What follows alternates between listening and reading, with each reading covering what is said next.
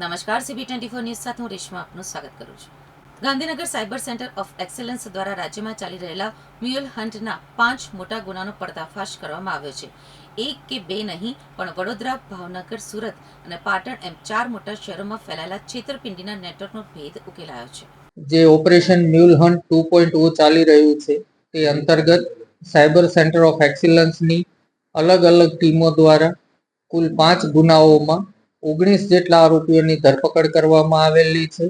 તમામ કેસની વાત કરીએ તો સૌથી પહેલા એક મોડસ ઓપરન્ડા એવી જોવા મળી છે કે બલ્ક મોડવાળા કોર્પોરેટ બેંક એકાઉન્ટની ડિમાન્ડ હોય છે.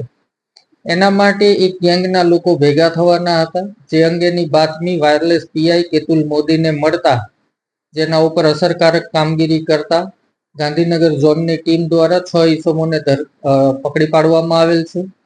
આ ગુનાની હકીકત એ પ્રકારે છે કે આ લોકો બલ્ક મોડ ધરાવતા ખાતાઓ, એટલે કે જેમાં મલ્ટિપલ ટ્રાન્ઝેક્શન થઈ શકે એવી ફેસિલિટી હોય, જે સામાન્ય રીતે કોર્પોરેટ, બિઝનેસ, સંસ્થાઓ અથવા એવા કરંટ અકાઉન્ટ કે જે કોર્પોરેટથી જોડાયેલા હોય જેને આ ફેસિલિટી મળતી હોય છે.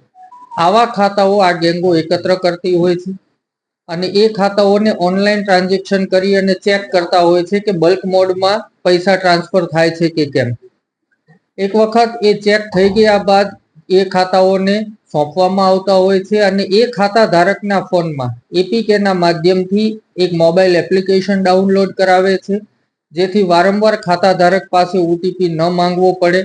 આ રીતે એકત્ર થયેલી એક ગેંગના 6 સદસ્યો ચૌધરી અંકુર, મહેસાણાનો રહેવાસી, પટેલ ચેતન, વિસનગર, પંચાલ કિરણ, નાના ચિલોડાનો, રબારી સુરેશ, નિકોલ અમદાવાદ, રાવળ રાજકુમાર, નિકોલ અમદાવાદ અને પરમાર અક્ષયસિંહ, મુંબઈ મહારાષ્ટ્રનાઓ.